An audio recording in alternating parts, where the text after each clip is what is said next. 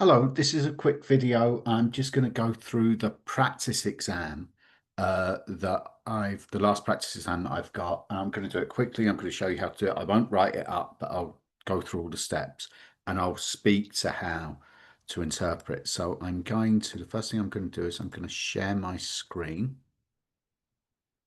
So yes, this is the data that we've got, right? This is what we want to, this is what you want to work with. And so you've been given this data by an NGO.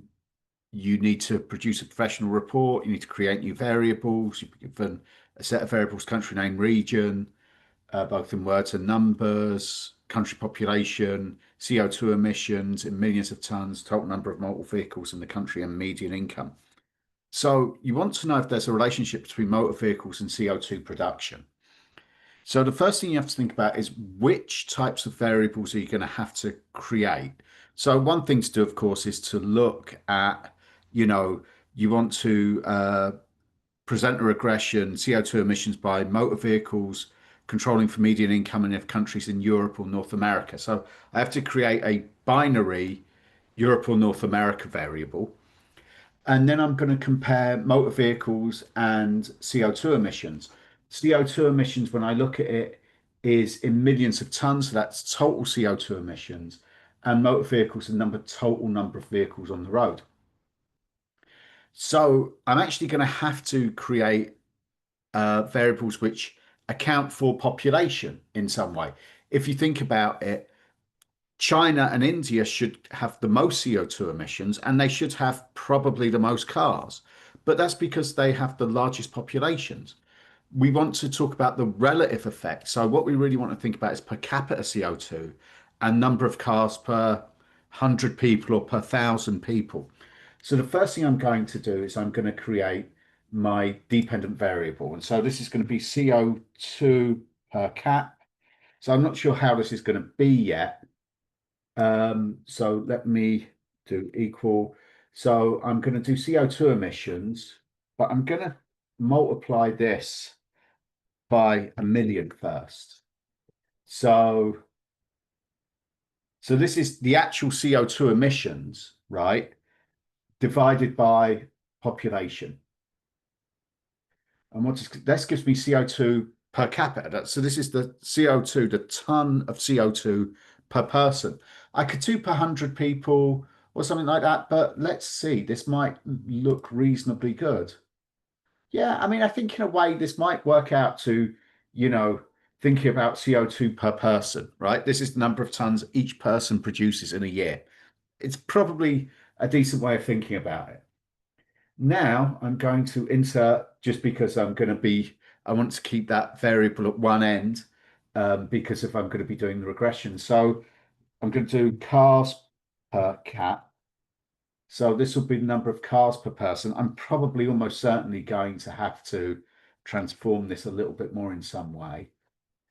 So yeah, when I format, I'm going to do cars per 100 people because it's going to be small in lots of cases. Or no, cars per 100 people.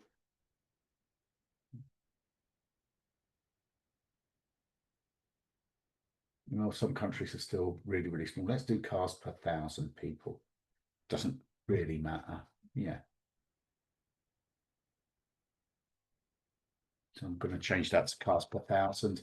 Of course, I'll need to create a code book. I'm not going to do that because you know how to do it. It'll just take my time.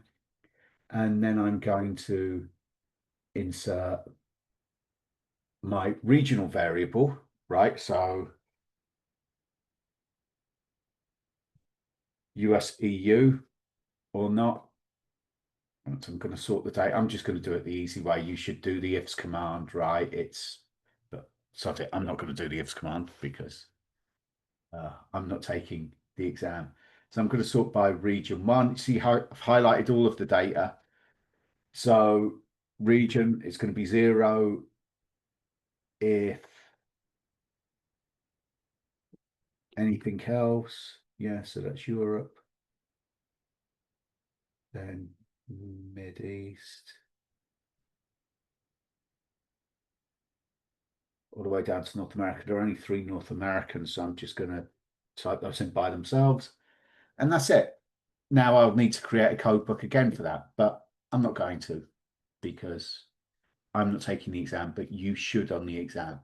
All right, so these are my variables. I've created my variables. I'm now going to so I've created any variables. I'm going to summarize them. So I'm going to go to descriptive statistics. Okay. Input range, summarize everything. Labels in first row, summary statistics. So I'm just going to go through and highlight what I would include. I'd make a table. I'm probably not going to include region in the table. There's no reason for that. But of course, that would be the correct measure. The median would be the correct measure. The median would be the correct measure of motor vehicles. I'm going to just do about a third of my cases are in North America or Europe. Median income again, that looks better than mean. Cars per 100, I think median is better. And CO2 per capita, I think median is better for all of them apart from, now they're not all going in, right? For example, if I made a table, I probably wouldn't include these variables because they're not telling me anything, right? I want to know the per capita information. I don't really want to know the population. I don't want to know the region. So I would probably only really include the variables that are going to be in the regression model. I'd make a table, very easy.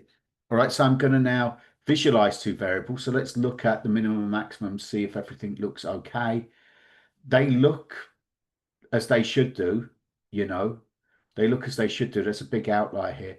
But so I'm going to do the CO2 per capita, and I'm going to do the cars per 100, but that's going to cause me some problems, I suspect. But let's not worry about that. So that goes from 0 to 36. So let's do bins.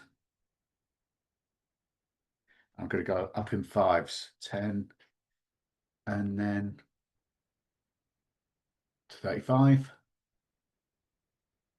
Data analysis, histogram, input range. So I'm going to do CO2 per capita, bin range. Yeah, labels, chart outcome. Let's have a look at this graph. So yeah, I mean, that looks good to me. I might actually, you know, I could just go up to 25 and then just have, 30 or 25 plus. But what that really shows is there's one big outlier. And I think the big outlier is something like, it's like, I think it's a kind of micronation, like, or 36. Yes, Qatar. Yeah, so that's not really a surprise about that CO2 emission. But that's fine. I'll do all the things like 0 to 5. Yeah, I'll change this into per capita. I'll get rid of that and put a proper title in. The one I want to show is the cars per 100. So we've got really kind of skewed data, I think, on cars per 100. So where is it? So it goes from 1. So let's do it in hundreds first. So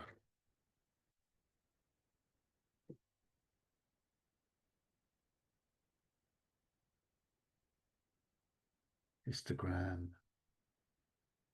So I don't think 100 is going to work. I'll explain why in a minute. Click OK. Oh, it does. Yeah, it really does. So you do get to see, because that goes up to 796. That graph is actually really quite good, right? This will be between 700 and 800, right? That graph's quite good. Yeah, I'll do all the things I need to do. What you see is a load of places with very few cars and then it trading up. That's a great graph. All right. So now create a pivot table. Okay, so insert pivot table. Let me check. It's highlighted the data range, which is good. I don't need the bins. Going to go to a new worksheet and I'm going to do average emissions and vehicle by region. So I'm going to do region in rows. Yeah. And then uh, CO2 and cars, I'm going to change those to average, right?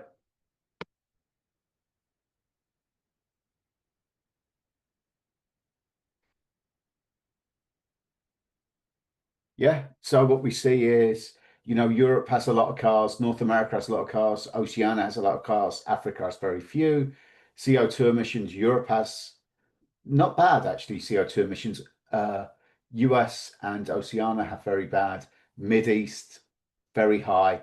Yeah, it's easy. Pivot table. Now I'm going to do the regressions. So I'm going to regress CO2 emissions by motor vehicles. So data analysis, regression, Y range is my CO2, X range is my motor vehicles per thousand people, labels. What we see here, I'll highlight what should go in the table. R square, number of observations, what's important. So yes, so for every extra, what, 10 car, for every extra 100 cars per thousand people, or for every extra one car per 10 people, right? I can just, that sounds a little bit easier. CO2 emissions go up by over a ton per person. It's statistically significant. Remember that negative E, it means it's really, really small. I'm explaining about a quarter of the variation just with that variable. It's actually not bad. All right, there's one thing I think you should do. I'm going to format the cells. Remember, you want to make the data set look good. Just do it to 2 decimal places, makes it look better. Right, now the last regression, I'm going to include my control variables, so EU and income. Click OK. So what goes in? Now I'm explaining about a third of the variation. Still about 121 observations.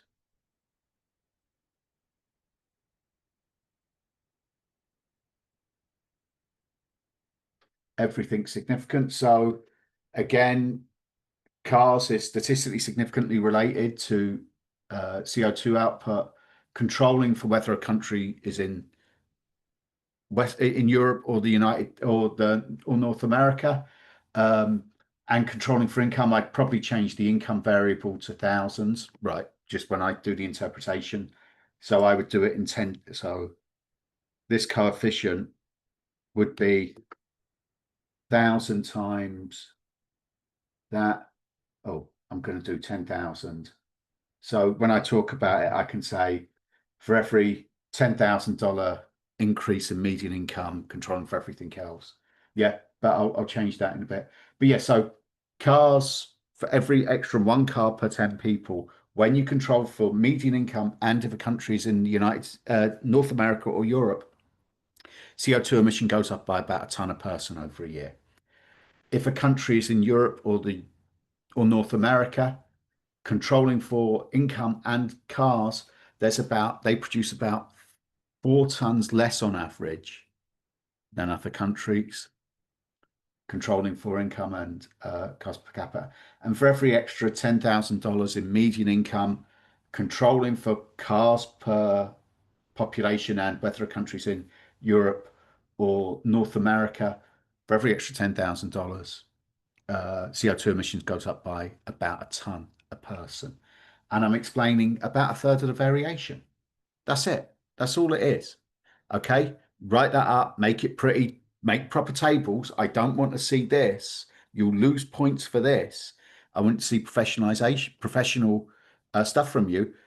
But that's it. That's it. All right. So I will see you all on Monday and good luck. And my office hours tomorrow are between 11 or today, depending on, I think I'm going to post this on Sunday. My office hours today are between 11 and 1.